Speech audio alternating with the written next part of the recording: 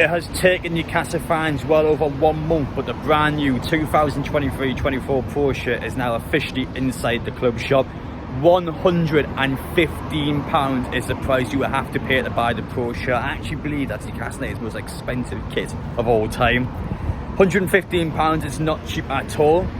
But I'm here to tell you everything about that. We're going to go upstairs, we're going to show you the stock, we're going to explain everything that's going on inside the club shop. There's also a good chance in this video to build up the fact that the Premier League season begins tomorrow. Burnley versus Manchester City is the first match. We of course play Manchester City away next week. We play Aston Villa here on this Saturday night. I can't wait for it. Just like that, the Premier League season is already back. Let's get straight into that season. Let's hopefully try and maintain a good position during the campaign. But I wanted to mention this as well. Now, last thing I want to do is kind of promote this in the video, but I feel like it does need to be addressed because I've seen it with my own eyes. I've heard some absolute horror stories inside the club shop, and that's people going inside. That's not just random people as well. Newcastle United fans going inside our club shop and stealing the shirts. They're going in there, they're taking shirts and they're going out to sell it, stealing club merchandise to make their own profit. It's ridiculous, it's embarrassing. I feel like a good chance to address in this video now, so hopefully the club does kind of look away from it and go, well, you know what, we are a Champions League team now. Even on a quiet day, people are going to look to try and take from us, especially Newcastle United. We are quite a lucrative club. We're someone that everyone wants to buy Newcastle United stuff. Newcastle has been as popular as it's ever been in its history. It's always an opportunist where you're going to go in there, even Pro shirt, you go in there, steal 10 of them, that's £1,000 made. So it's important that we do address it, and it's just terrible to see. I'm hoping to improve on it. But anyway, guys, if you're new around here and you like what you're watching, make sure you get down there, hit that subscribe button, smash a like button as well you enjoy. We will address everything in this video. We're going to finish off as well by talking about the Aston Villa game. That's literally in the space of 48 hours, so it's exciting times. Without further ado, let's get inside that club shop and show you the Pro shirt inside.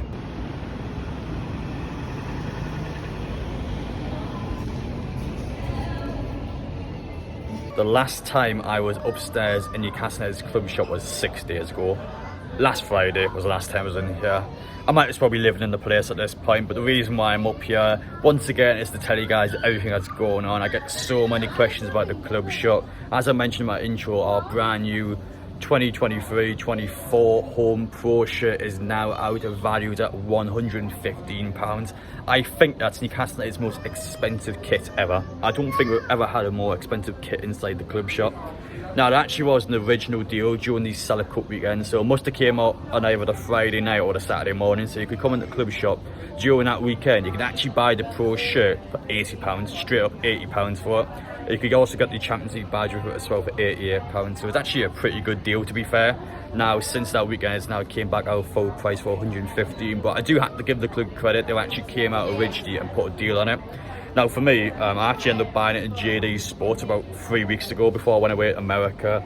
And this is the thing, that's, I don't know, been questioning me quite a bit because, well, it's been on sale in JD shops for over a month now, but it's only just came out in Newcastle United's club shop. I don't know how that works. I don't know the legal laws behind that, but I just wanted to kind of address it now. There was originally an £88 deal where you could get the Champions League badge and the Pro shirt. So definitely, if you want to go in and get the Pro shirt, try and wait for a deal, because I think the club will do more throughout the season.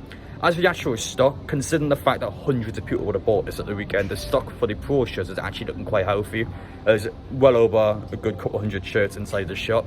As for the other kits, this is where it gets interesting, because again, the shirt lettering, as I mentioned last time, it's actually worse than what it was last week. So pretty much for the home shirt, you can't get any letter printing. They've got frames for Joe Linton, Bruno and Miggy, so if you want any of those free, you can actually come in and get that name, but you can't actually pick your own letters for whatever name you want. They just don't have that at all.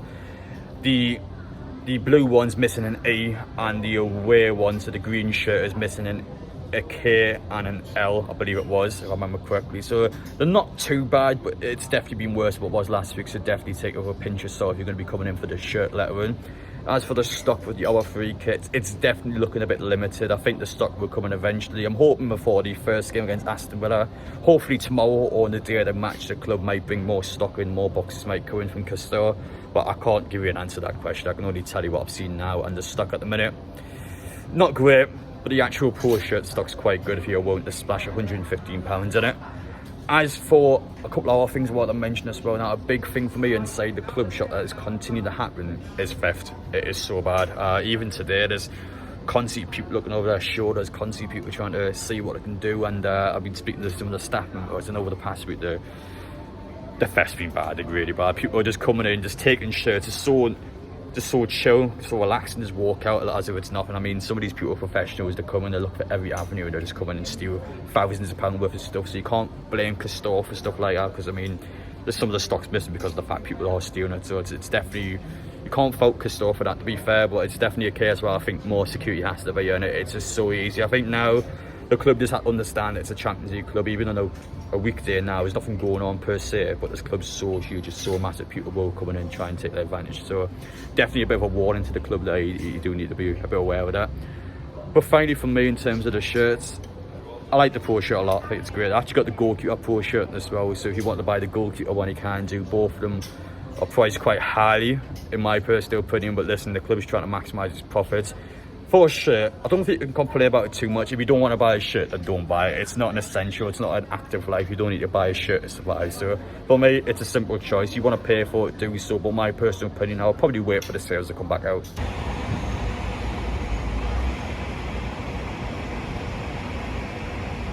Now that I just came outside in Newcastle United's club shop, it's a good opportunity to talk about the weekend ahead. There is so much to get into. We'll begin by discussing that man behind me, Alan Shearer. Well, because of the fact that Harry Kane, it looks like at the minute, after Tottenham's accepted Bayern Munich's £100 million offer, that is so much money for Kane.